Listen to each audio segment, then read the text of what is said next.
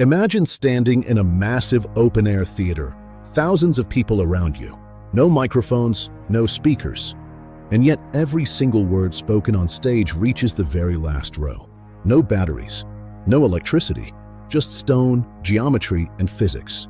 Sounds impossible. Welcome to the acoustic genius of ancient theaters and the secret power of sound mirrors. Behind every moment lies a scientific wonder. I'm Kale, and welcome to SciCurios, where curiosity meets science.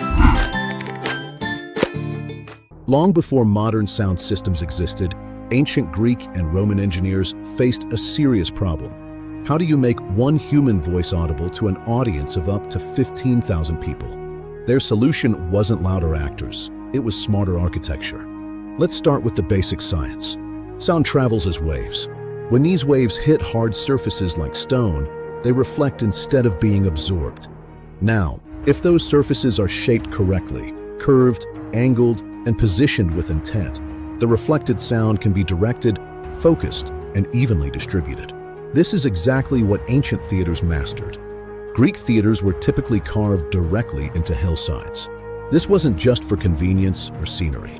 The natural slope created a rising, fan-shaped seating area that helped sound travel upward without losing clarity. Each row acted like a small acoustic reflector, bouncing sound toward the audience behind it. In effect, the entire seating area became a massive sound mirror system. One of the most famous examples is the theater of Epidaurus. Modern acoustic tests have shown that even a quiet sound, like a coin dropping on stage, can be heard clearly from the highest seats.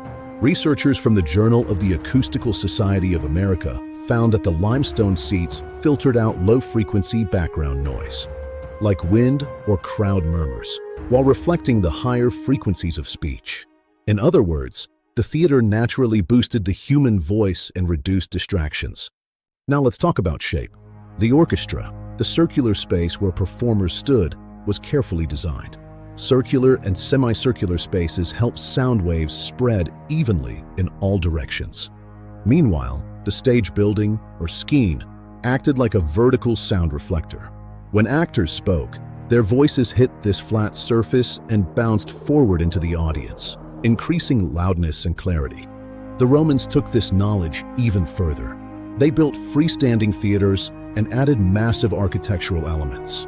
Roman theaters often had taller stage walls, more elaborate stone facades, and enclosed designs that reflected sound back toward the audience instead of letting it escape.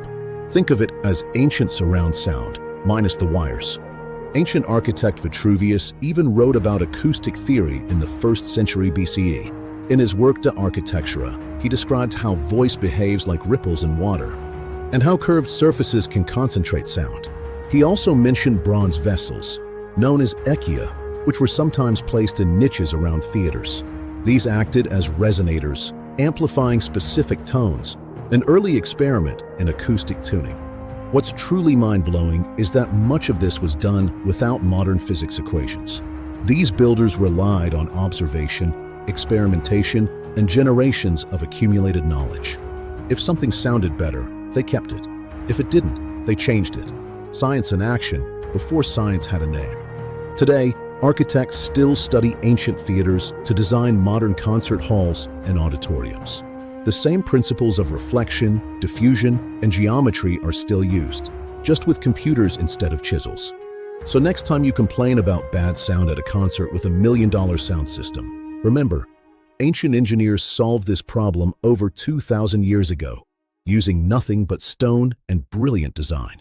Now here's a question for you. If ancient theaters already mastered perfect acoustics, what modern technology do you think we rely on too much today? Drop your thoughts in the comments. Science is everywhere if you just know where to look. Thanks for watching SciCurious. Until next time.